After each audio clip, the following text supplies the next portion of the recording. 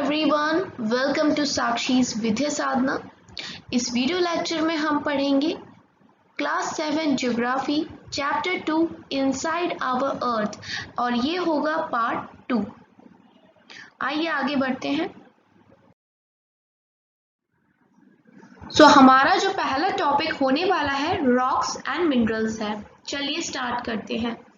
The earth crust is made up of various types of rocks.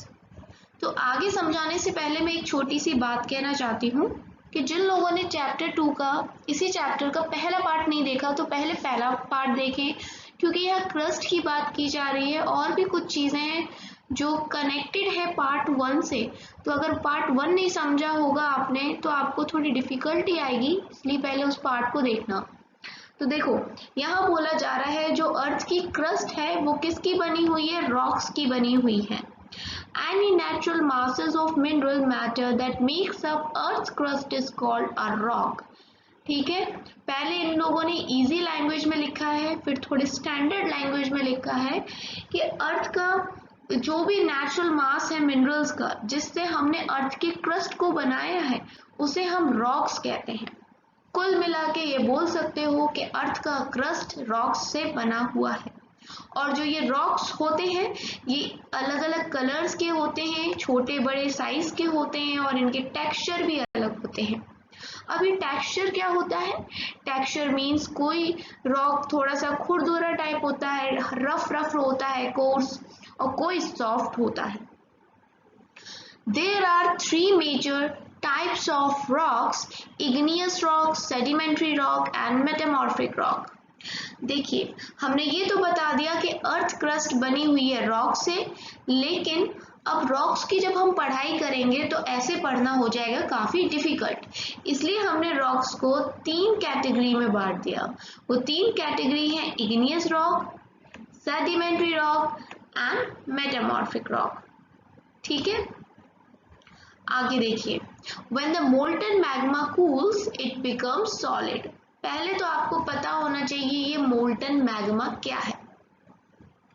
अर्थ के अंदर काफी heat है, मैंने आपको पहले वाली वीडियो में बताया था। तो अर्थ के अंदर जो ये लिक्विड जैसा, ये सेमी लिक्विड आप कह सकते हो। सेमी लिक्विड मतलब लिक्विड क्या होता है? पानी जैसा होता है, एकदम बह जाएगा। और सेमी लिक्विड वो होता है जो वो इतना मतलब ज्यादा पानी इतना पतला नहीं होता है, हनी के जैसा कह सकते हैं। अगर आप हनी को फैलाने की कोशिश करोगे तो पानी जितना तेज तो नहीं फैलेगी, लेकिन हाँ स्लोली स्लोली वो फैलना स्टार्ट करेगी, थोड़ा सेमी सॉलिड टाइप का होता है। तो वैसे ही हमारा ये जो मैग्मा है कभी कुछ लिक्विड फॉर्म में, कभी थोड़ा सेमी लिक्विड फॉर्म में होता है अर्थ के अंदर। लेकिन जब ये अर्थ के बाहर आ जाता है, जब कभी देखा होगा ज्वालामुखी फूटता है तो उसके अंदर से कितनी गर्मी निकलती है और रेड रेड कुछ निकलता है, ठीक है, वही मैग्मा है।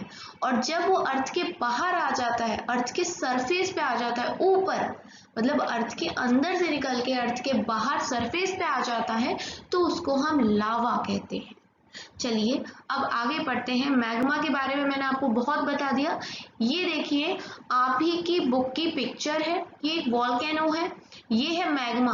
जब वॉल्केनो बर्स्ट होगा तो ये निकलेगा, और जब ये यहाँ नीचे आके कूल डाउन हो जाएगा, मतलब देखो ये मैग्मा है रेड रेड और ये बाहर आ गया, यहाँ तक आ गया।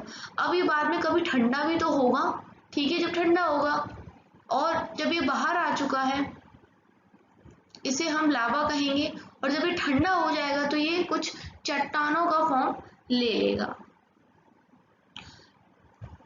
When molten magma cools, it becomes solid। अभी कैसा रहता है मोल्टन मैग्मा? थोड़ा पानी जैसा, सेमी सॉलिड, मतलब बह सकता है, इस टाइप का रहता है।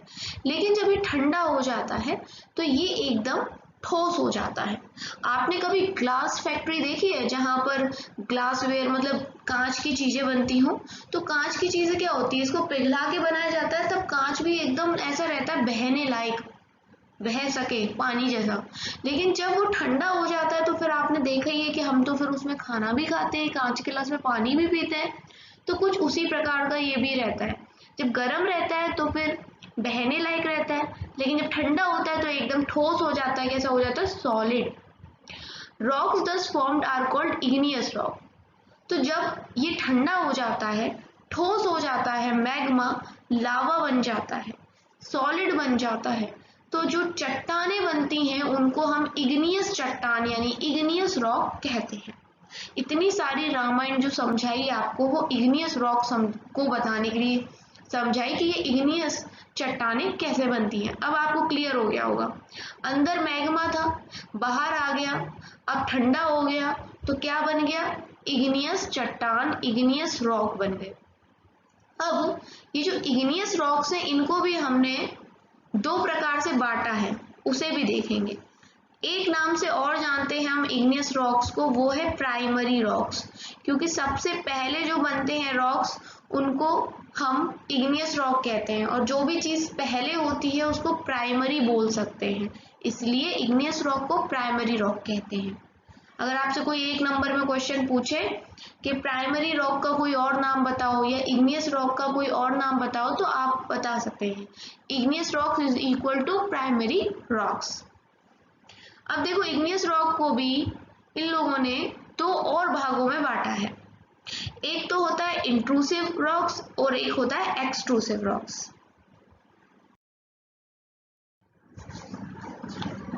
चलिए आगे बढ़ने से पहले देख लेते हैं वर्ड ओरिजिन, मतलब ये जो शब्द इस टॉपिक में आने वाले हैं ये कहाँ से आए हैं, इनका ओरिजिन कहाँ से हुआ है। तो पहले जो हमने पढ़ा है इग्नियस के बारे में, ये एक लैटिन वर्ड है इग्निस, जिसका मतलब होता है फायर से, तो वहीं से शब्द बना दिया। क्योंकि ये काफी गर्म मोल्टन मैग्मा से बनते हैं इसलिए शायद इनका नाम इग्नियस रख दिया, क्योंकि इग्निस मतलब होता है फायर। दूसरा रॉक सेडिमेंट्री और तीसरा रॉक है मेटामॉर्फिक। इनके बारे में हमने पढ़ा नहीं है, अभी पढ़ेंगे। उससे पहले जानते हैं इनका वर्ड ओरिजिन क्या है। तो सेडिमेंट्री भी एक लैटिन वर्ड से आया है, सेडिमेंटम, इसका मतलब होता है सेटल डाउन। चलिए आगे डेफिनेशन में देखेंगे कि इसका मीनिंग इसकी डेफिनेशन से कितना मिलता है। सेम विथ मेटामॉर्फिक, लेकिन ये जो शब्द लिया गया है ये ग्रीक भाषा से लिया गया है, मेटामॉर्फोस, जिसका मतलब होता है चेंज ऑफ फॉर्म। देखेंगे ये सब जब इनके बारे में पढ़ेंगे। अभी फिलहाल हम इग्नियस रॉक के बारे में ही पढ़ेंगे। Can you imagine lava coming out from the volcanoes? हम में से बहुत अधिकतर लोग ऐसे हैं जिनने रियलिटी में नहीं देखा होगा, क्योंकि इंडिया के मेन लैंड में वॉल्केनोस नहीं है, थोड़ा दूर है, आइलैंड्स पे है। लेकिन हाँ, इमेजिन जरूर कर सकते हैं, कल्पना कर सकते हैं कि एक ज्वालामुखी होगा और उसमें से लावा निकल के आ रहा होगा, ऊपर धुआं हो रहा होगा, इस तरह की चीजें। लावा क्या होता है? Lava is actually fiery red molten magma coming out from the interior of the earth on its surface. जैसा कि मैंने आपको बताया, जो अर्थ के अंदर हॉट फियरी चीज होती है वो होती है मोल्टन मैग्मा, लेकिन जब ये मोल्टन मैग्मा अर्थ के बाहर आ जाता है तो हम इसे लावा कहते हैं। ठीक है, तो लावा क्या है? एक मोल्टन मैग्मा है जो अर्थ के बाहर आ चुका है। When this molten lava comes on the earth's surface, it rapidly cools down and becomes solid. जब ये लावा अर्थ के बाहर तो आ गया, अब ये बहेगा, पूरा इधर से उधर बहेगा ना, क्योंकि पतला है, थोड़ा सा कंसिस्टेंसी है इसमें पानी जैसी। अब जब ये बह रहा है तो ठंडा होगा थोड़ी देर बाद, और जब ठंडा होगा तो सॉलिड हो जाएगा। फिर इससे जो रॉक्स बनेंगे क्रस्ट पे, उन्हें हम एक्सट्रूसिव इग्नियस रॉक कहेंगे। ठीक है, अब आपको पता चल गया एक्सट्रूसिव इग्नियस रॉक क्या है, कि जो ठंडा होने के तुरंत बाद जो रॉक्स बन रहे हैं, these are called extrusive igneous rocks.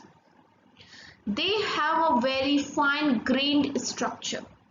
इनका स्ट्रक्चर कैसा होता है? एकदम फाइन होता है, बारीक होता है, जैसे बसाल्ट। ये एक प्रकार की चट्टानें हैं। The Deccan plateau is made up of basalt rocks. तो बसाल्ट रॉक कहाँ पाया जाता है? डेक्कन प्लेट्यू में। हिंदी में कहें तो दक्कन के पठार में। ज्यादातर ये जो रीजन है ये महाराष्ट्र साइड में आता है, मतलब पेनिनसुलर प्लेट्यू जो मैंने आपको पढ़ाया है वो एरिया है ये। नीचे का जो हमारा एरिया है पेनिनसुलर प्लेट्यू का, वहाँ हमें डेक्कन प्लेट्यू देखने मिलता है, उसे डेक्कन प्लेट्यू भी कहते हैं। वहाँ बसाल्ट चट्टानें पाई जाती हैं जो कि एक्सट्रूसिव इग्नियस रॉक है। Sometimes the molten magma cools down deep inside the Earth's crust. The solid rocks so formed are called intrusive igneous rocks. कई बार लेकिन क्या होता है कि ये अर्थ क्रस्ट के अंदर ही रॉक का शेप ले लेते हैं, क्रस्ट के ऊपर नहीं आ पाते, क्रस्ट के अंदर ही सॉलिड फॉर्म में चट्टानें बन जाती हैं। जब क्रस्ट के अंदर ये चट्टान का फॉर्म ले ले तो इन्हें इंट्रूसिव इग्नियस रॉक कहते हैं। अब अंतर इनमें कितना है देखो, पहली चीज इग्नियस क्या होता है, इग्नियस रॉक्स वो होते हैं जो लावा निकला, लावा ठंडा हो गया, रॉक्स का फॉर्म लिया, इग्नियस बन गया। अब इग्नियस को दो पार्ट में डिवाइड किया गया है, एक्सट्रूसिव इग्नियस और इंट्रूसिव इग्नियस। तो एक्सट्रूसिव इग्नियस वो होते हैं जो क्रस्ट के ऊपर ठंडे हुए हैं और रॉक बने हैं, क्रस्ट के ऊपर, वो तो हो गया एक्सट्रूसिव, एक्स मतलब ई एक्स लग गया यानी बाहर, और आई एन लग गया इन यानी अंदर, क्रस्ट की अंदर साइड में ठंडे होके रॉक्स बने हैं, वो इंट्रूसिव इग्नियस रॉक हो गए। बहुत सिंपल सा था, ऐसे समझ सकते हैं। Since they cool down slowly, they form large grains. अब जो अंदर के हैं ये इंट्रूसिव, ये धीरे धीरे ठंडे होते हैं, जबकि जो एक्सट्रूसिव है ये जल्दी ठंडे हो जाते हैं, इसलिए फाइन ग्रेन स्ट्रक्चर होता है। लेकिन इनका फाइन ग्रेन नहीं होता क्योंकि ये स्लोली ठंडे होते हैं और इसलिए बड़े बड़े इनके ग्रेन्स होते हैं, काफी बड़ी बड़ी चट्टानें होती हैं। इसका एक एग्जाम्पल है ग्रेनाइट। एक्सट्रूसिव इग्नियस का एग्जाम्पल क्या था, बसाल्ट। आपको ये चीज याद रखनी होगी, ठीक है। कोई आपसे पूछे एग्जाम्पल दो तो आप देना, एक्सट्रूसिव इग्नियस रॉक का एग्जाम्पल कोई पूछे तो क्या बताओगे, बसाल्ट, और इंट्रूसिव इग्नियस का पूछे तो क्या बताओगे, granite. Grinding stones used to prepare paste, powder of spices and grains are made of granite. तो ग्रेनाइट का क्या बनता है, जिसमें हम कोई भी चीज कूटते हैं ना, पहले के जमाने में क्या होता था, ग्राइंडर मिक्सी वगैरह नहीं होती थी, तो हम कूटते थे ना मसालों को, चटनी वगैरह बनाने को, तो वो चीजें किसकी बनी होती हैं, वो बनी होती है ग्रेनाइट की। और ग्रेनाइट क्या है, इंट्रूसिव इग्नियस रॉक है। आइए आगे देखते हैं। Rocks roll down, crack and hit each other and are broken down into small fragments. These smaller particles are called sediments. हमने ये देखा था अब तक कि इग्नियस रॉक कैसे बन रहे थे। अब देखो रॉक्स बन चुके हैं, जो इग्नियस रॉक बन गए ना, उसके बाद क्या होता है, रॉक्स इधर से उधर टकराते हैं, उनमें दरारें पड़ जाती हैं और कई बार क्या होता है कि वो टूट भी जाते हैं छोटे छोटे फ्रैगमेंट्स में। और जब ये स्मॉलर पार्टिकल्स जो होते हैं टूटने के बाद एक रॉक के, उन्हीं स्मॉलर पार्टिकल्स को हम सेडिमेंट कहते हैं। These sediments are transported and deposited by the winds, water, etc. जब छोटे छोटे पार्टिकल्स हो जाते हैं रॉक्स के टूटने से, तो वो हवा से भी उड़ जाते हैं, और मान लो कभी बाढ़ आ गई कहीं पर, तो वो अपने बहाव के साथ, पानी के बहाव के साथ भी उनकी जगह को चेंज कर देती हैं। These loose sediments are compressed and hardened to form layers of rock. These types of rock are called sedimentary rocks. और जब ये जो सेडिमेंट्स हैं, जब इन पे दबाव पड़ता है, ये कंप्रेस हो जाते हैं, मतलब ये प्रेस्ड हो जाते हैं, दबाव पड़ने से प्रेस्ड हो जाएंगे, चिपक जाएंगे, और तो हार्ड हो जाते हैं, एक लेयर बना लेते हैं, और उस इन सेडिमेंट से बनी हुई लेयर को हम सेडिमेंट्री रॉक कहते हैं, ठीक है। जैसे कि सैंडस्टोन, सैंडस्टोन किससे बनता है, ग्रेन्स ऑफ सैंड से सैंडस्टोन बनता है। डोंट वरी, मैं इन सबकी पिक्चर्स आपको दिखाऊंगी।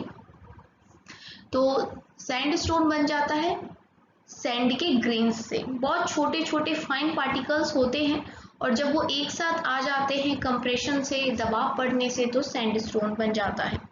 These rocks may also contain fossils of plants, animals and other microorganisms that once lived on them. और इनके अंदर क्या मौजूद होता है? फॉसिल्स। फॉसिल्स क्या होता है? जब पेड़ टूट के गिर जाए, पत्तियां झड़ जाएं या एनिमल्स मर जाएं तो वो ज़मीन में दब जाते हैं और इन्हीं को हम फॉसिल्स कहते हैं। तो ये भी पाए जाते हैं सेडिमेंट्री रॉक्स में। Igneous and sedimentary rocks can change into metamorphic rock under great heat and pressure. और जब igneous और sedimentary rocks के ऊपर बहुत ज़्यादा प्रेशर पड़ता है तो ये metamorphic rock में कन्वर्ट हो जाते हैं। फॉर एग्जाम्पल जैसे क्ले है वो चेंज हो जाती है स्लेट में और लाइमस्टोन चेंज हो जाता है मार्बल में। तो मार्बल एक मेटामॉर्फिक रॉक है और स्लेट भी एक मेटामॉर्फिक रॉक है। ठीक है। Rocks are very useful to us. The hard rocks are used for making roads, houses and buildings. You use stones in many games. For example, 7 stones जिसे पिट्ठू, hopscotch, stappu, kit, 5 stone, gitti. Find out some more such games by asking your grandparents, parents and neighbors. देखो rocks हमारे लिए बहुत useful होते हैं। Hard rock से हम बहुत सारी बिल्डिंग्स बनाते हैं, रोड्स बनाते हैं। अब देखिए कुछ रॉक्स के एग्जांपल आपको जैसे नीचे दिए हुए हैं। रेड फोर्ट बना हुआ है रेड सैंडस्टोन से, ताजमहल बना हुआ है वाइट मार्बल से। और पहले, आजकल तो नहीं ऐसे गेम्स बच्चे खेलना पसंद करते हैं, लेकिन पहले ज़माने में पहले के टाइम पे ज़्यादा खेला जाता था स्टोन से बहुत सारे गेम। 7 पत्थर एक के ऊपर एक रख देते थे और फिर उसे बॉल से मारते थे। इसमें पिट्ठू लिखा गया है, हम लोग के यहाँ उसे टीपो बोला जाता था। और 5 स्टोन के साथ गिट्टी करके खेलते थे। तो बहुत लोग इसे अट्ठू भी बोलते हैं, कुछ लोग 5 स्टोन से जो खेला जाता है। तो अलग अलग जगहों पे अलग अलग नाम है। आप भी पूछिएगा अपने पेरेंट्स से, ग्रैंड पेरेंट्स से कि उन्होंने कभी पत्थर से कोई गेम खेला है क्या। आई एम श्योर खेला होगा और उसका कुछ डिफरेंट नेम होगा, उसको आप ज़रूर कमेंट सेक्शन में मेंशन करिएगा।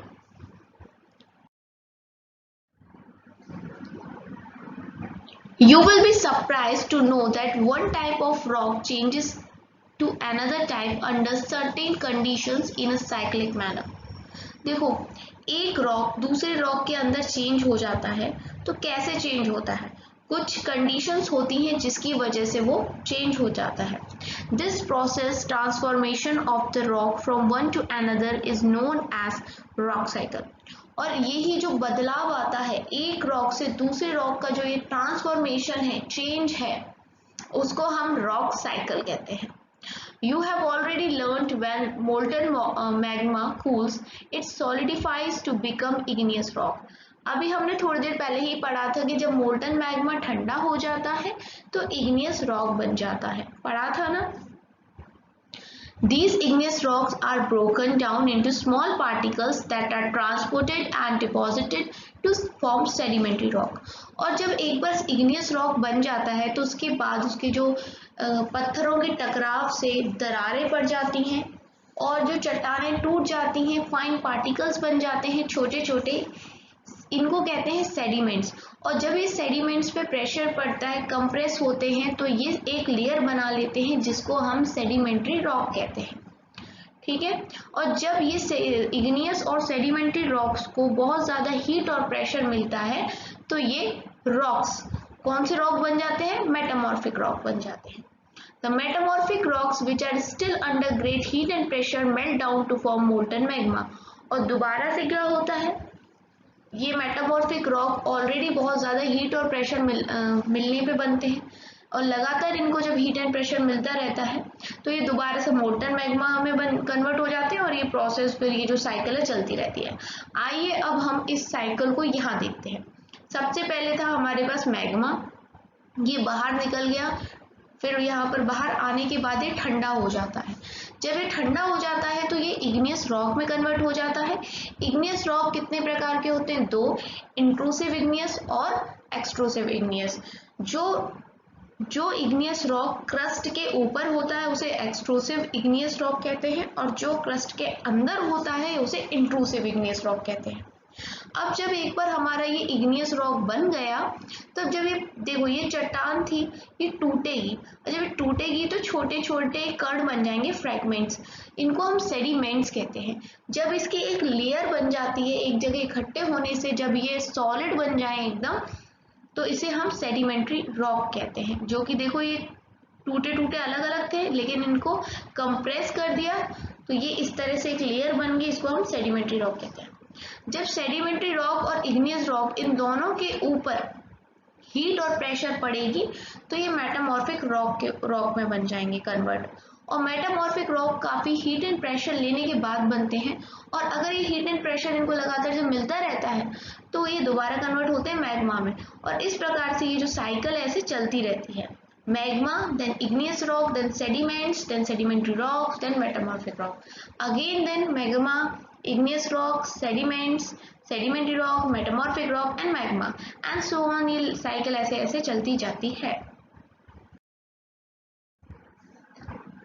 Rocks are made up of different minerals. Minerals are naturally occurring substances which have certain physical properties and definite chemical compositions. अब रॉक्स किस चीज के बने होते हैं? तो रॉक्स मिनरल्स के बने होते हैं। अलग अलग प्रकार के रॉक्स अलग अलग मिनरल्स के बने होते हैं। मिनरल्स कैसे होते हैं? नेचुरली अकरिंग सब्सटेंस है, मतलब हम बनाते नहीं है मिनरल्स को, ये ऑलरेडी प्रेजेंट है हमारे नेचर में। इनकी फिजिकल प्रॉपर्टीज अलग होती हैं और केमिकल कॉम्पोजिशंस अलग होती हैं। Minerals are very important to humankind, इंसानों के लिए बहुत ज़रूरी है। इनको हम फ्यूल्स की तरह भी यूज़ करते हैं। फ्यूल मतलब जैसे कि हमें कुछ भी जलाना है, या ये सब फ्यूल के अंदर ही आता है, हमारा पेट्रोल वगैरह ये सब, तो हम एज अ फ्यूल भी यूज़ करते हैं। फॉर एग्जांपल कोल हो गया, नेचुरल गैस हो गया, पेट्रोलियम हो गया, इन्हीं सब से तो हम बाद में अपना डीजल ऑयल और ये सब अलग करते हैं। They are also use in industries, जैसे कि कुछ मिनरल्स क्या होते हैं, आयरन है, एल्यूमिनियम है, गोल्ड है, यूरेनियम है, etcetera. In medicine and in fertiliser, medicine में भी यूज होते हैं, इंडस्ट्रीज में यूज होते हैं। और सबसे कॉमन है आयरन। स्टील, जिन बर्तनों में आप स्टील के बर्तनों में खाना खाते हो, तो स्टील में भी तो आयरन पड़ता है। तो बहुत सारे हमारे यहाँ घर में बर्तन एल्यूमिनियम के भी होते हैं, गोल्ड हम घर में यूज करते ही हैं। तो इस तरह की अलग अलग चीज हैं। इसी के साथ आपका ये चैप्टर तो खत्म हो गया है। अब हम स्टार्ट करेंगे चैप्टर 3। एक क्वेश्चन है, आप ये बताइए कि मैं इसका चैप्टर 3 लेके आऊँ या फिर क्लास 7 की साइंस को स्टार्ट कर दूँ। कमेंट करके बताइएगा आप क्या चाहते हैं। ठीक है, तब तक के लिए bye bye, take care, thanks for watching. Sakshi is with his साथ।